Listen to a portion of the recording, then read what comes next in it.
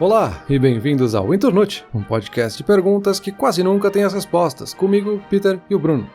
Olá, Peter, tudo bem? Peter, hoje era a tua vez, então vai lá. Qual é a pergunta de hoje? Expectativas altíssimas para esse episódio. Vamos lá, Bruno. A gente teve aí uma sequência de vários episódios mais leves, né? A gente tinha prometido. Depois de uma sequência anterior de episódios mais complicados, mais pesados. Eu acho que é hora da gente voltar para um episódio mais pesado. Recentemente tu fez um episódio ali sobre se a vida é feita de histórias. E depois desse episódio eu fiquei com isso na cabeça, assim, que eu achei que seria interessante a gente falar sobre esse outro lado da história. A história como disciplina, com H maiúsculo, vamos dizer assim. Que tem aquela pergunta clássica, né? Pra que serve a história? Pra que eu estudo história? Assim, é uma coisa muito complicada. Parece que às vezes as pessoas entendem mais o valor de algo como filosofia e não entendem o valor, às vezes, da história, né? Uma coisa que eu achei muito interessante. Então eu decidi trazer isso aqui também pra conversa hoje. E aí eu vou dividir essa conversa em 2 blocos, eu acho. Um bloco pra gente falar mais desse lado filosófico.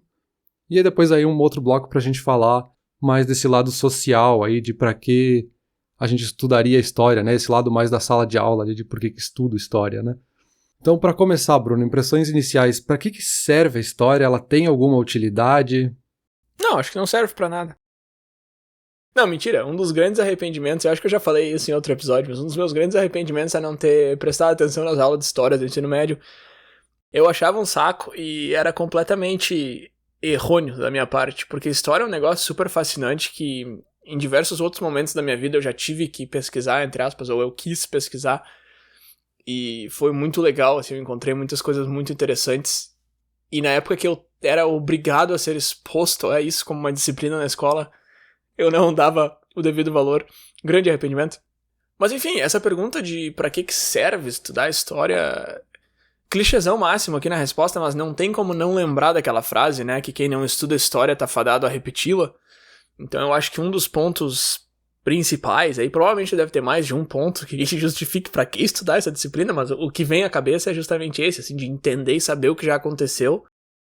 E aí tu pode falar de um negócio macro, assim, grandes coisas que a gente já teve na história da humanidade que a gente não deve repeti-las e aqui está o motivo, como coisas menores, assim, também. Se eu tenho uma empresa que já tentou fazer um projeto e não deu certo, eu não vou tentar de novo. E é justamente por isso que uma pessoa com mais experiência normalmente tem um salário mais alto, enfim, é por causa disso, né? Por causa da experiência, por causa da história, porque a gente sabe o que funciona e o que não funciona. Então acho que isso é um ponto muito importante, assim, de estudar e de saber história, é ter essa noção ou esse conhecimento mesmo do que funciona, o que não funciona, o que já foi tentado antes, o que já foi feito, o que deu certo, o que não deu. Não, beleza. Tu já tocou aí em vários pontos bem interessantes, que a gente vai acabar entrando mais pra frente na conversa. E aí dá pra perceber que justamente a gente tem esses 2 lados, né? Esse lado mais utilitário da história e esse lado um pouco mais abstrato, né? Da gente entender o valor por trás da história ou algo assim.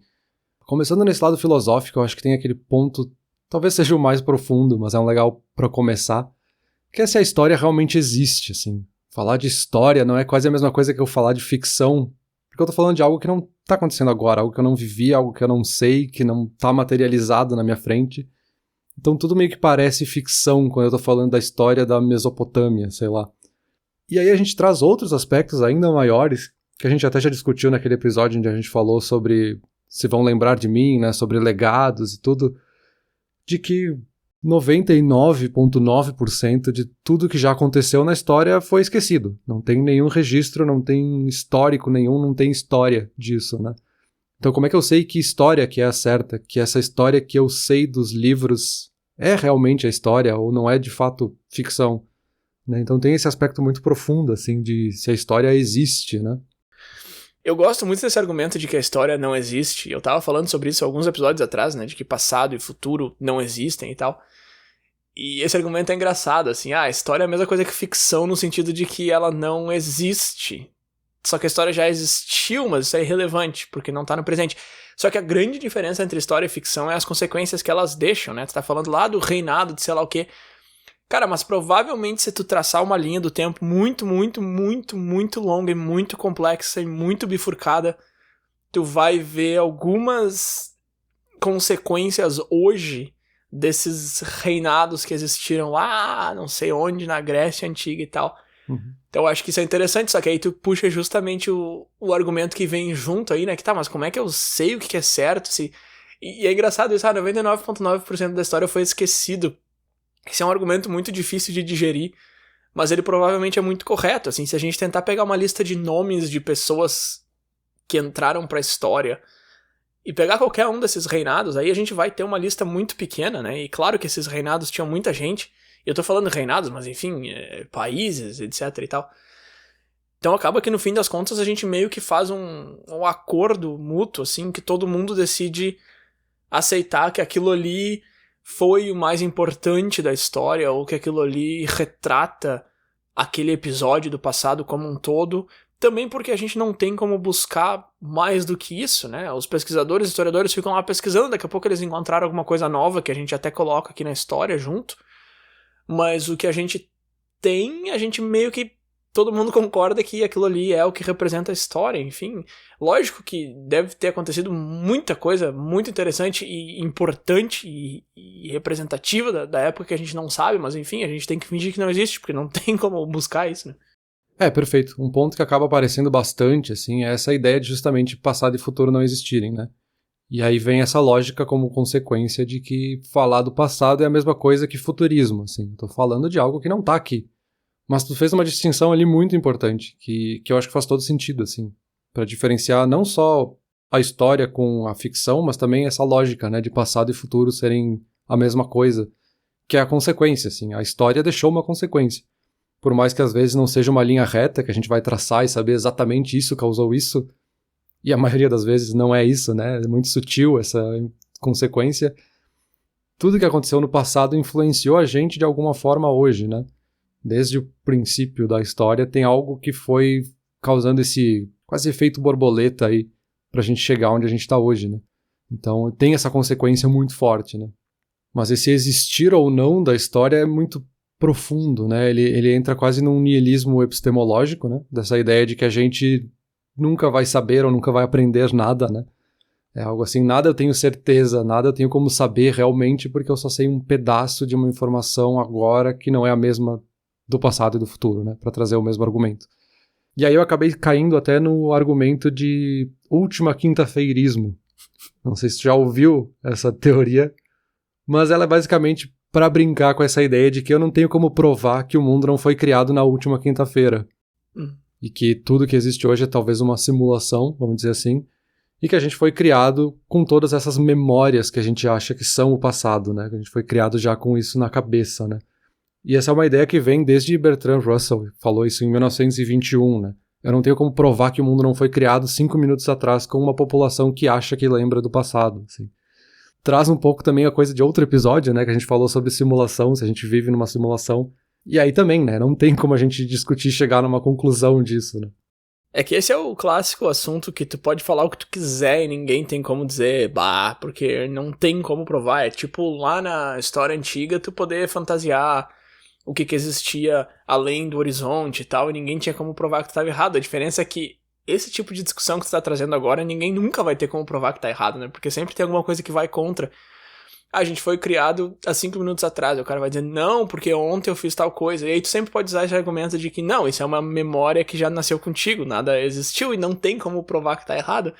É um argumento que eu acho muito fascinante, muito interessante. Eu prefiro não acreditar nele, né, por diversos motivos. Agora, se tu me falar, tu precisa me provar que tá errado, claro que não tem como provar, né? Mas sei lá, né, cara? Eu acho que não. Mas sim, eu já ouvi falar nessa teoria, assim, esse nome é muito engraçado, quinta-feirismo. E esse outro aspecto também que a gente tem, né, de que a história serve pra alguma coisa, também é muito engraçado, porque ele serve a alguém, né, quando a gente fala de servir. Então a gente consegue pensar rapidamente assim, engenharia serve pra quê? A arquitetura serve pra quê? Até a física eu consigo pensar assim, serve pra tal coisa. Mas a quem tá servindo a história, né? Isso é um ponto muito interessante, que também se mistura com todos esses outros valores filosóficos aqui, todos esses pontos. E aí pra isso eu falei com uma amiga minha, a Débora, conhecida na internet como @deborista, que é mestre em História e agora é doutoranda num projeto sobre História Pública e Digital. E ela também tem o podcast A Trivialista, então eu acabei aproveitando para pedir algumas opiniões dela sobre esse assunto, né? Sobre alguém que tá na área, que entende muito mais do que nós dois aqui sobre isso. Então, queria tocar um trechinho aqui da conversa que eu tive com ela, que eu acho que é bem interessante pra gente discutir esse lado aqui. Então, meu nome é Débora Salve, eu sou mestre em História pela URGS Eu trabalho atualmente, né? Meu projeto de doutorado vai ser sobre história digital, história pública, ainda tá meio enevoado, assim, sobre qual vai ser o caminho, né, que eu vou seguir, assim, de campo. Em 2018 eu lancei meu podcast chamado A Trivialista, né, que é um exemplo, assim, talvez, de história pública no Brasil. Projeto de história pública, né, ele não foi feito com essa intenção, mas acabou se tornando isso. Bom, sobre a questão para que serve a história, tem um texto que eu gosto muito, que é do professor Newton Müller, não sei como é que ele fala o próprio nome dele, na verdade, que foi publicado no jornal da URGS, mas ele tem online em diversas redes, assim, que era justamente a pergunta, né, para que serve a história. Ele foi interrogado por um aluno dele enquanto ele dava aula. Esse professor, ele foi o professor que me ensinou a ser professora, né, eu nunca segui a carreira, mas ele foi a pessoa que foi o meu tutor, digamos assim, né, meu professor orientador no estágio de docência, e foi muito com ele também que eu aprendi a amar história, amar ensinar história para as outras pessoas. Mesmo que eu não desempenhe isso, eu vejo, né, o ensinar história vai muito além da sala de aula, né, e foi ele que me inspirou a isso. E o texto dele é justamente sobre para que serve a história, né, e o que ele fala ele usa, né, ele se embasa numa resposta que eu concordo bastante, né, que a história não serve para nada. Ela não existe para servir nada. Ele compara ela com a poesia, né? Tu não come poesia, tu não come história. Tu precisa de comida para viver. De história, de poesia, tu não precisa. Né? Ela existe como algo que eu levo bastante a sério. Eu escolhi história por esse motivo. Ele é algo prazeroso. Estudar história, conhecer novos mundos, né? Entender o passado, tentar se aproximar desse passado que às vezes a gente nem cogita que existiu. Desmistificar um pouco o passado do que a gente tem construído, né? É conhecer novos mundos, é ter novas aberturas de horizontes, e a história faz isso, né? A história também, ela nos entretém de certa forma, né? Depois eu vou falar um pouco mais sobre entretenimento e história, mas a gente se entende enquanto ser humano estudando história também. Entende os nossos iguais, entende o outro também, né? As nossas identidades que a gente carrega. Então, ela não tá aí pra servir nada, né? Ninguém ganha dinheiro fazendo história, né? Porque justamente ela não anda ao lado do sistema capitalista. E por isso que eu digo, né? As pessoas às vezes elas fazem o curso e elas ficam tristes porque elas não viraram ricas, né? Ninguém nunca entra no curso de história achando que vai ficar rico, né? E isso também é bom, porque a gente faz realmente por algum objetivo, né? Às vezes, muitas vezes político, né? Mais idealista, assim, do que muitos cursos. Mas aí a gente começa a cair num ponto, né? De relativismo histórico, né? Então, pra que a gente vai aprender isso, né? Pra que precisa, né? Se não serve pra nada, se só talvez um prazer, né? O que a gente precisa na vida, a gente então esquece a história. E nisso a gente começa a cair nos negacionismos, né? Que são bastante perigosos. A história, nos últimos tempos, ela tem sido bastante relativizada, né? O passado começou a ser relativizado, talvez... então tal coisa não aconteceu, então tal coisa não importa, então o passado não importa. E o passado, ele importa. Ainda mais quando esse passado ele é permeado de genocídios, né, de ditaduras, de uma escravidão, né? A América Latina é permeada por isso fortemente, assim. E tu ignorar isso enquanto estudo, enquanto memória, é também uma violência, né? É também passar por cima também do que nos constitui enquanto ser. Várias lutas que justificam as desigualdades que a gente tem hoje em dia, né? Tanto de raça, de gênero, sexualidade, né? Então, a história também, né, ao mesmo tempo que a gente tem essa coisa mais, tipo, de prazer, né, de alegria, de contentamento próprio, satisfação própria, a gente também tem como uma questão política, né? Saber história também é importante para a cidadania, para nos tornarmos cidadãos conscientes e tornar talvez um mundo melhor, né? Eu acho que é isso. Acho que tem um primeiro ponto aí que ela traz que eu acho muito interessante, que é essa ideia de que justamente não serve para nada, né? Não serve a ninguém. Eu até fui procurar esse texto aí do Newton Müller e achei bem interessante, assim, a forma como ele traz isso, assim. Não é algo objetivo, concreto, não vai te dar um resultado, assim, que nem a arquitetura, no final tu vai ter uma casa, sabe? É uma coisa mais abstrata, quase um lado mais pra filosofia. Mas a gente tem esse essencialismo, às vezes, de querer dar um valor maior pra história, que ela tem que ter esse valor utilitário, meio positivista, assim, que ela tem que ter um resultado concreto, perfeito, numa equação que vai dar uma resposta final, assim. E eu achei interessante, assim, óbvio que tem valores, e ela lista vários ali, de valores que são importantes, de para que serviria a história, né? Mas ao mesmo tempo ela não tem esse valor intrínseco, né? Ela não, no vácuo ela não serve pra nada mesmo, né? É um valor que a gente tem que dar quando a gente tá analisando a história. Tá, mas esse argumento não me convence. Nada tem valor intrínseco. Talvez comida e oxigênio. Cara, olha só, eu já pesquisei um tanto sobre história, mas sempre foi meio de hobby, assim. Aí tu me coloca aqui versus uma pessoa que tem mestrado em história, e eu não vou sair discordando porque provavelmente eu vou perder essa discussão, mas uma coisa que eu gostaria de comentar aqui, pra ir contra um pouco, só pra incomodar vocês, é que eu não tô dizendo que eu discordo do discurso dela, eu acho que todos os pontos que ela trouxe são bastante relevantes e fazem bastante sentido, são corretos, enfim. Mas eu acho que ela tá se contradizendo quando ela diz que não serve pra nada e lista várias funções, sabe? Porque, cara, tu tá dizendo assim, tu não tem uma coisa tão objetiva quanto uma casa. Tá, beleza, mas aí tu tá pegando o objeto mais palpável possível e que tem aí um valor intrínseco, de repente, de fornecer abrigo, e tá fazendo uma comparação que eu acho que é um pouco injusta, porque olha as coisas que ela listou. Desmistificar o passado.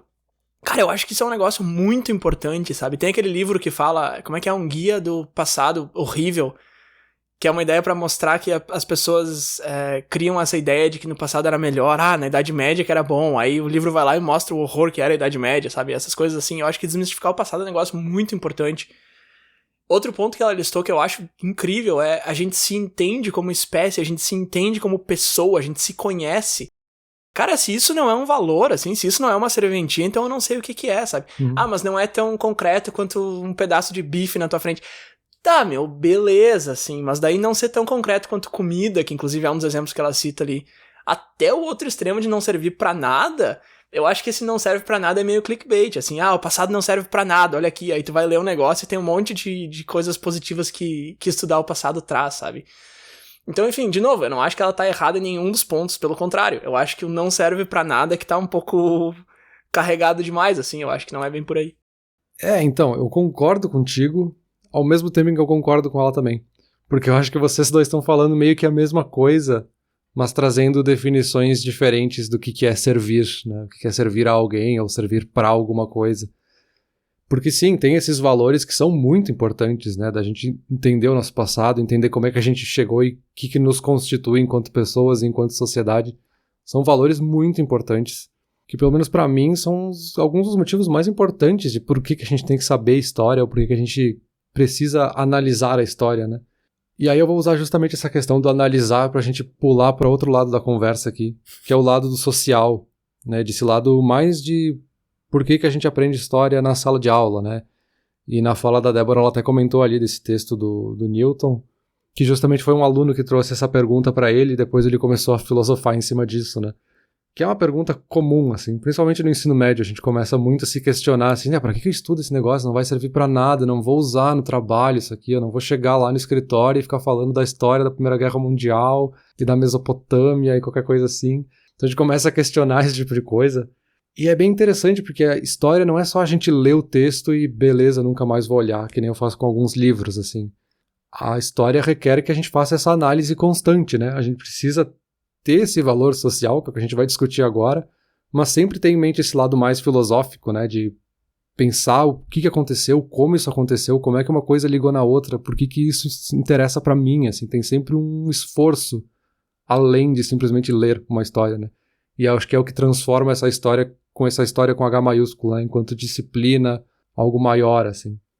E aí no começo ali tu comentou, né, que é aquele clichê talvez o maior que aparece, assim, que a história é importante pra gente não cometer os mesmos erros do passado, né?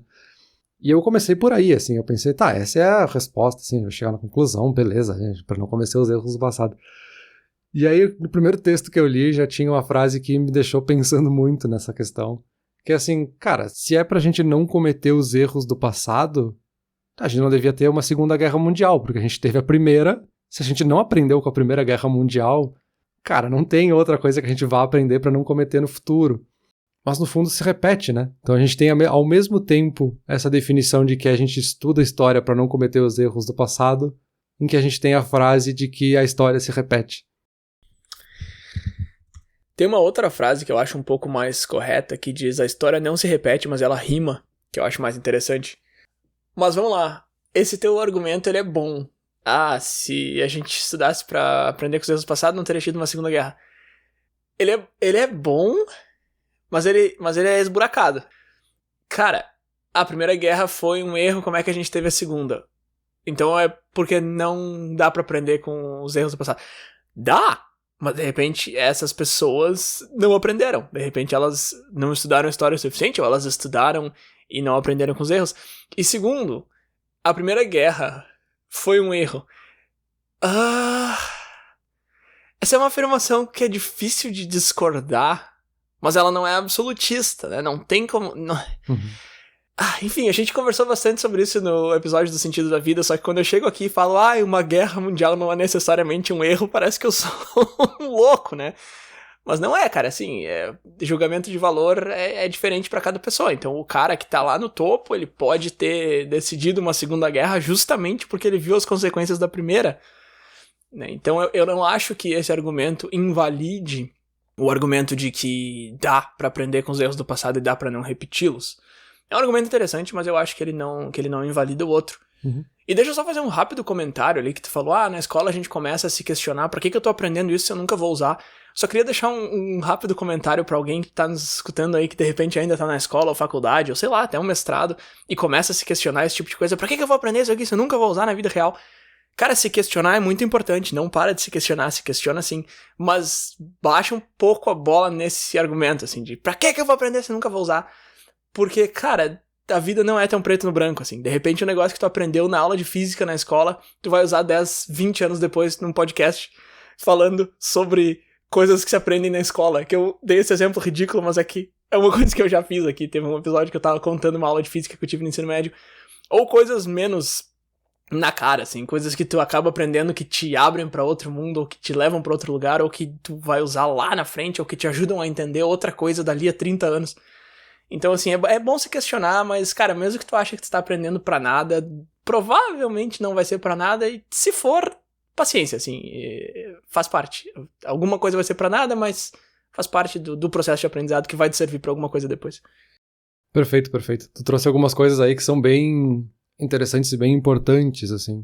A primeira é essa questão da gente sempre querer dar o valor, assim, de que foi bom, foi ruim, serviu pra isso, a Primeira Guerra foi boa, a Primeira Guerra foi importante ou não, sabe? É uma questão que às vezes não faz sentido quando a gente tá analisando a história. A Primeira Guerra aconteceu, ponto. Agora, se isso foi bom ou não, cara, não interessa agora, assim, a gente discutir isso. A gente tá analisando o que aconteceu, o que aquele povo tinha de conflitos, o que levou eles a chegar naquilo, quais foram os pequenos conflitos que foram se acumulando até desencadear o que a gente chama hoje como a Primeira Guerra Mundial. Então, assim, são muitos aspectos, mas a gente quer correr sempre para dizer se foi bom ou se foi ruim, se tem uma coisa positiva ou negativa naquilo. E não é necessário, né, quando a gente está analisando a história, né.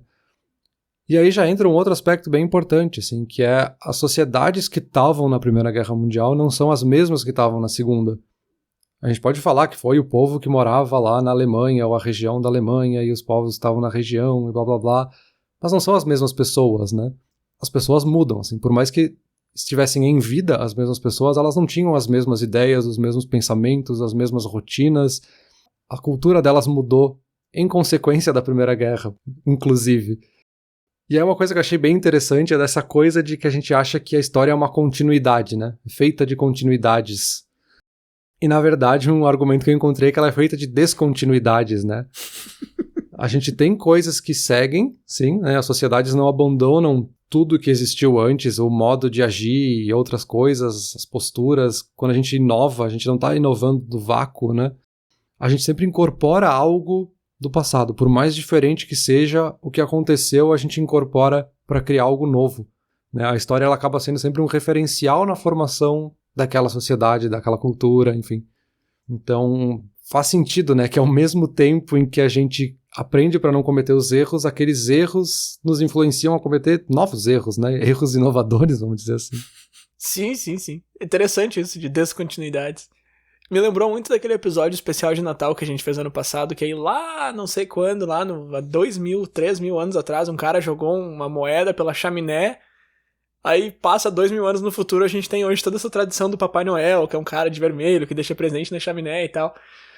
E é muito engraçado isso, assim, porque, cara, é continuidade, assim, mas esse argumento de que, na verdade, a descontinuidade é muito interessante também, porque tu tá ainda na mesma esfera ali do argumento, só que tu tá tentando puxar pro outro lado e mostrar que, tá, não é bem assim, mas é o contrário, tipo, é bem por aí mesmo. É que não adianta, né, cara, qualquer coisa que a gente tente fazer pra mudar tudo, primeiro que a gente já começou aí, o que a gente tá tentando mudar? O passado, tá? Então o nosso referencial é o passado. Não, mas eu tô tentando mudar. Sim, mas tô tentando mudar o quê? Isso aqui. Então tu tá fazendo com base nisso aqui. E aí se vai ser continuidade ou descontinuidade, no fim é quase que a mesma coisa, só que o contrário. Sei lá, é confuso, mas é interessante. Então deixa eu aproveitar esse momento aqui para trazer outro trecho aqui da conversa que eu tive com a Débora, para falar justamente desse lado mais sociológico da história, vamos dizer assim, né? Mais cotidiano, talvez. Deixa eu tocar mais um trechinho aqui pra gente. E sobre essa questão de pra que aprender história, né? Acho que bem que tu comentou, né? Se a gente aprendesse com o passado, a gente não teria uma Segunda Guerra Mundial. A gente teria visto que com a primeira foi um erro, né? As coisas deram errado. E aí eu te pergunto, né? Pergunto aos ouvintes aqui do podcast, né? As pessoas sabem história mesmo? Né? As pessoas têm história na escola, assim. Mas elas estudam história, elas refletem sobre, elas se provocam sobre o passado, elas entendem que suas ações em cadeia transformam o cotidiano e vão ser uma marca na história? A resposta é não. Com certeza não. E é por isso que a gente teve uma escravidão de centenas de anos e a gente ainda é um país racista. É por isso que a gente teve essa pandemia onde tem gente negacionista anti-vacina. Né? Aí tem a questão, a história é escrita pelos vencedores. Não, a história é escrita por historiadores também. Né? Mas quem detém o saber histórico? Quem detém essa verdade histórica, né? Todo mundo acha que sabe história, todo mundo acha que é apenas uma opinião, né? Apenas um discurso, apenas um lado, né? O lado certo da história. Mas quem de fato faz um trabalho histórico? Né? Nós, enquanto historiadores de categoria profissional, a gente usa uma metodologia, a gente usa fontes, a gente se debruça anos sobre matemática, né?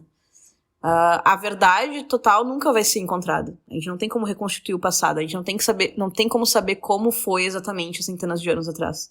Mas a gente vai juntando partes e vai criando uma perspectiva sobre como foi, né? Vai criando um discurso.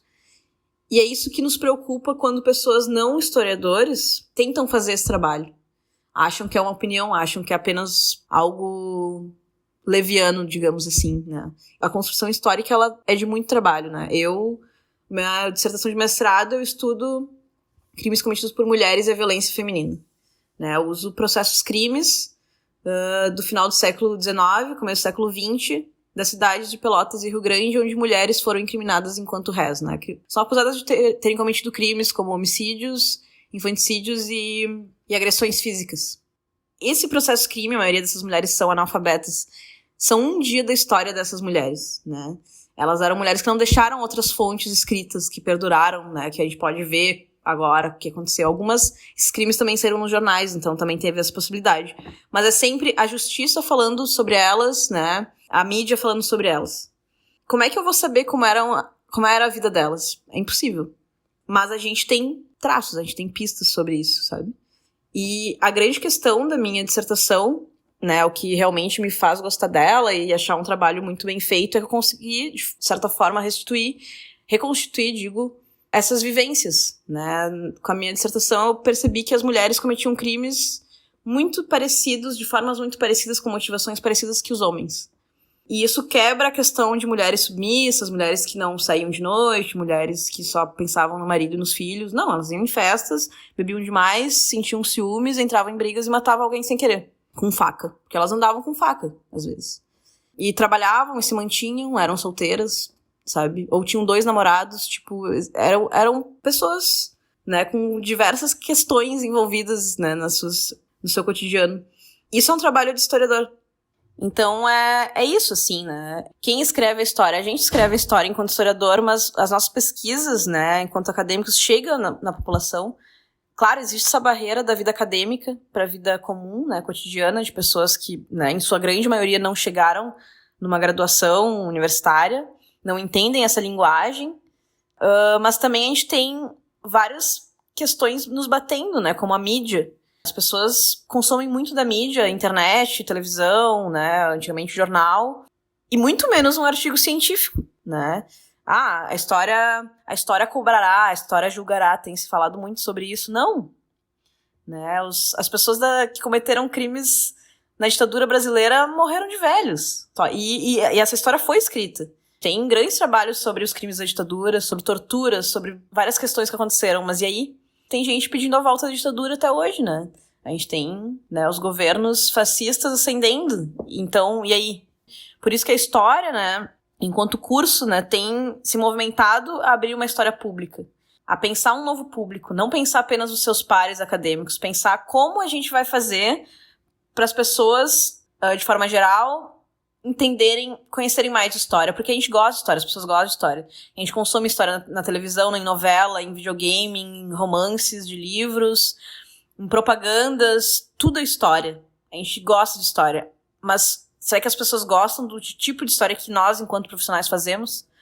Então essa é a questão que eu deixo em aberto e que eu acho que a gente tem refletido muito entre nós, historiadores, e que a gente quer trazer para o público geral. Deixa eu começar o meu comentário sobre a fala dela com uma coisa que eu achei engraçada. Ela falou, porque se as pessoas olhassem pra trás, elas iam falar, a Primeira Guerra foi um erro, as coisas deram errado. Ela falou assim, mas o resultado de uma guerra ser o resultado que foi, não é necessariamente algo dar errado, porque quando tu entra numa guerra, tu espera o resultado de uma guerra, né? Então se o cara olha pra trás, ele estuda a Primeira Guerra Mundial, ele não vai necessariamente falar as coisas deram errado. Não, as coisas deram exatamente o que era pra dar. Foi uma guerra com vencedores, perdedores, enfim. Eu achei engraçado o jeito que ela colocou isso, porque faz sentido, né? Porque, muita gente morreu, destruiu muita coisa. É lógico que trouxe muita coisa negativa, então dá pra dizer que sim, deu tudo errado nesse sentido. Mas, por outro lado, foi exatamente o resultado que se espera do que se criou, né? Mas, enfim, uma coisa muito interessante que ela trouxe ali, que é uma coisa que eu já tinha lido antes e tal, e agora voltou pra minha cabeça com essa fala dela, é que ela tava questionando ali, né? Será que as pessoas entendem que as ações delas mudam as coisas? E aí ela tá dizendo que não, né? Que provavelmente a maioria das pessoas não entende esse conceito. E aí eu lembrei dessa ideia que se discute aí, né, na internet, eu já vi essa discussão algumas vezes, que é esses filmes de viagem no tempo e tal, né? Ou tu pega um Efeito Borboleta ali, que é um filme que, marca muito esse gênero, né? Que as pessoas viajam pro passado e elas mudam o futuro inteiro fazendo uma coisa muito pequena. Trocou essa cadeira aqui de lugar. Eu viajo pra 1980 e eu troco essa cadeira de lugar. Aí eu volto pra hoje em dia e o meu melhor amigo não existe.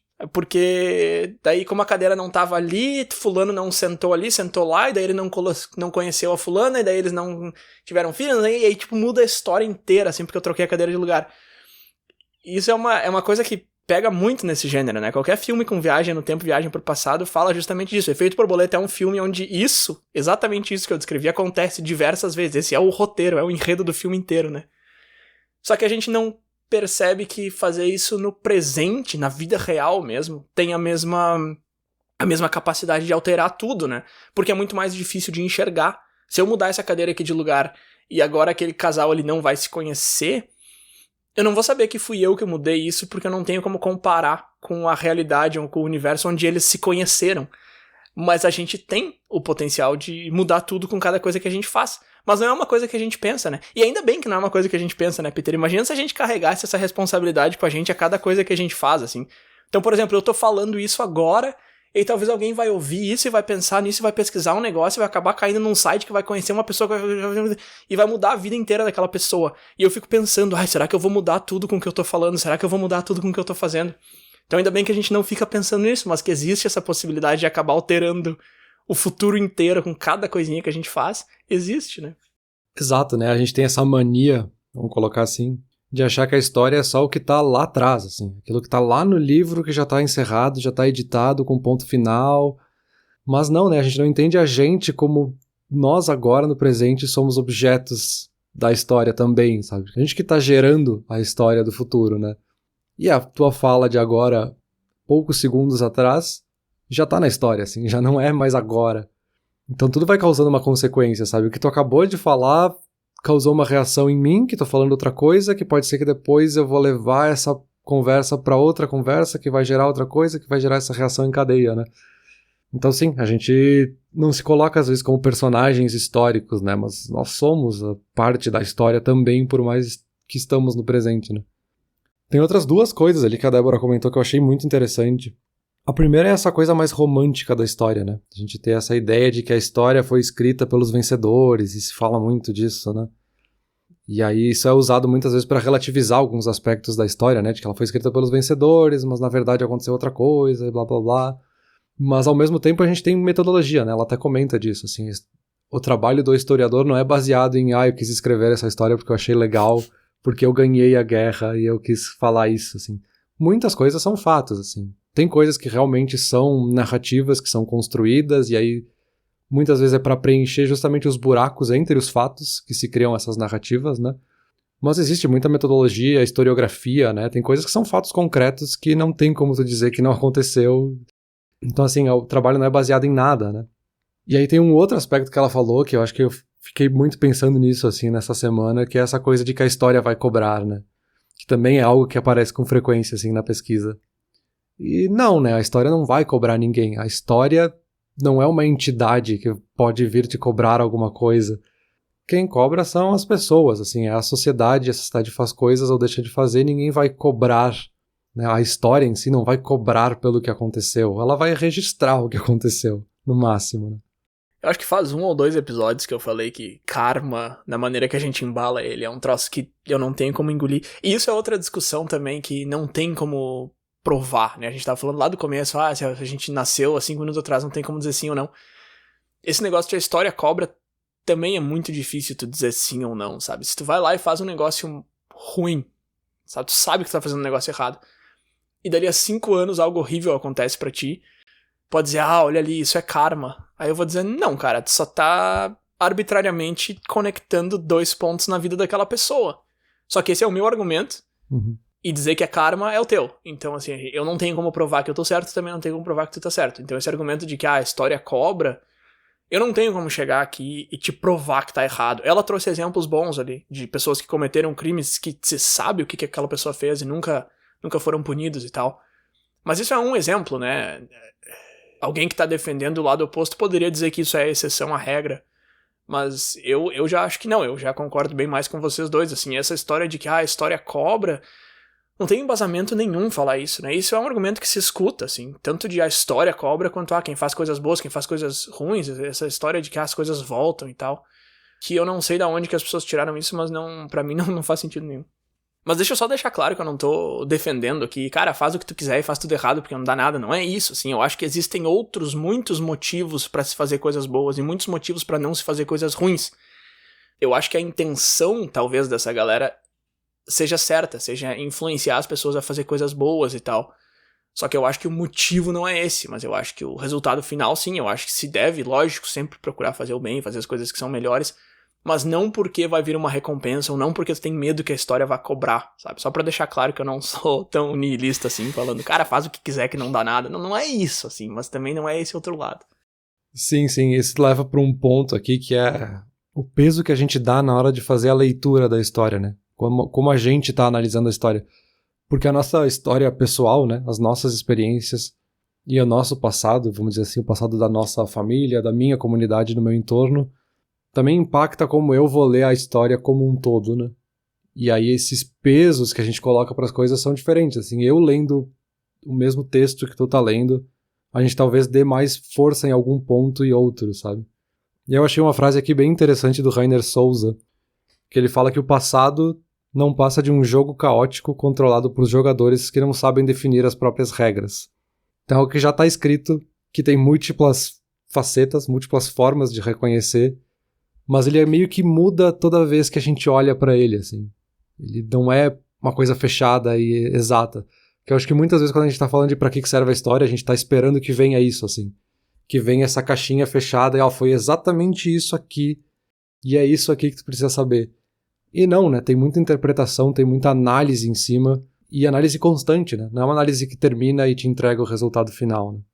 Sim, eu acho que isso vai muito de encontro ao que a Débora estava falando sobre a pesquisa dela ali, de pegar um crime cometido no passado e usar aquilo ali como uma forma de entrar na vida daquela pessoa e mostrar como é que era essa sociedade e o que acontecia na época, como é que eram os hábitos das pessoas e qual é que era o lugar da mulher na sociedade, entre aspas, e mostrar que não era bem isso e mudar um pouco essa visão que a gente tem. Ao mesmo tempo que eu posso olhar pra isso tudo que ela tá me apresentando e dizer, tá, beleza, mas aqui, essa pessoa cometeu um crime, ela é uma criminosa, ela foi punida, tá tudo certo. E aí ela, no trabalho dela, tá indo muito além, né, e buscando outras coisas. Então a gente tá sendo apresentado com a mesma matéria-prima, digamos assim, e a gente tá usando isso pra buscar coisas muito diferentes. E pode chegar um terceiro cara e buscar outra coisa, e aí pode também a pessoa olhar em outro ângulo. Tem isso um pouco também, né, às vezes, que a gente não reescreve a história, mas a gente apresenta ela de uma maneira que vai de encontro à mensagem que a gente tá tentando passar, então tem um pouco disso, assim, também. Mas com certeza a história não dá pra ser essa caixinha fechada, isso aqui foi ruim, isso aqui foi bom, isso aqui aconteceu assim, então vamos fazer da outra forma, vamos fazer assim. Não, tu pode chegar a algumas conclusões, com certeza, mas não vão ser conclusões fechadas que servem pra todo mundo da mesma forma. Eu acho que é isso, assim, eu acho que a história ela serve muito pra gente entender quem nós somos, né, pra entender como as coisas estão acontecendo e como elas podem acontecer, realmente, pode ser que sirva pra gente entender os erros que a gente vai cometer no futuro, né, mas ela depende dessa análise constante, né, ela não vai funcionar no vácuo, assim, analisei, ponto, é isso, a gente precisa constantemente analisar e comparar com aquilo que a gente sabe objetivamente que aconteceu, pra poder fazer essas análises de novos ângulos, de mais profundidade, e reavaliar aquela sociedade, assim, pra ver se não tinha furos ali naquela sociedade que a gente estava olhando e como ele se comportava, e que hoje a gente acha uma coisa, mas que na verdade tem aspectos muito mais profundos que nós, por exemplo, né, estávamos ignorando. Então, assim, como conclusão, eu acho que a história serve muito mais como uma ferramenta, como um caminho pra gente descobrir as coisas, mas ela não é essa equação perfeita que tem uma solução exata no final, assim, que a gente vai chegar nisso e essa é a resposta, assim, não é uma coisa matemática, né? A história não é só olhar o que é o passado, assim, não é só ler isso foi o passado. Ela é essa análise constante, essa reflexão sobre a sociedade, né? Não, perfeito, e não teria como ser diferente, né? Isso tudo que tu falou se aplica a se tu tá olhando pra vida de uma pessoa, né? Não tem como dizer, essa foi a vida dessa pessoa. Isso aí, tudo que tu disse pode servir pra olhar pra uma pessoa.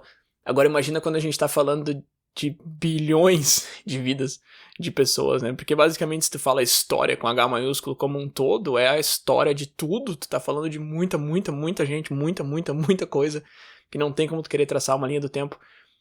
Pro bem ou pro mal, sei lá. Eu gosto das coisas mais redondinhas, assim, então por um lado isso é ruim, mas por outro lado, e acho que esse outro lado é muito maior, que bom que é assim, né? Porque a gente já tem ali a física, a matemática, foram os exemplos que tu citou antes, arquitetura, química, enfim, que são coisas bem, isso aqui é isso aqui é isso.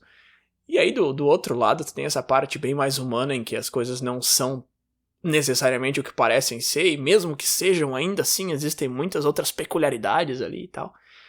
E isso é muito interessante, acho que é justamente daí que nasce esse fascínio todo, né? Beleza, acho que a gente encerra por aqui, concluímos muito bem esse episódio.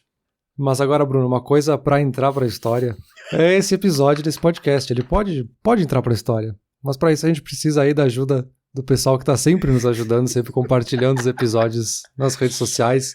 Pessoal que nos ajuda muito aí, simplesmente por curtir, por ouvir a gente já fica muito feliz com isso. Porque a gente não tá fazendo isso como um registro histórico, é só uma coisa que a gente faz por lazer, mas a gente fica muito feliz de ver que as pessoas gostam do que a gente faz. Então, a gente fica por aqui. Valeu! Com certeza, Peter. Já que tu já falou com esse pessoal que sempre nos ajuda, deixa eu falar com o pessoal que de repente tá nos escutando, mas tá mais quietinho aí, que nunca passou adiante aí os episódios. De repente esse é o primeiro, de repente essa é a porta pra vocês entrarem e fazer parte da nossa história aqui também. Então, fazer esse pedido aí pra compartilhar, pra levar adiante. Como tu falou, a gente gosta muito de fazer isso, a gente fica muito feliz de chegar em o máximo de pessoas possível. Então, sempre pedindo e agradecendo muito essa ajuda aí. Valeu!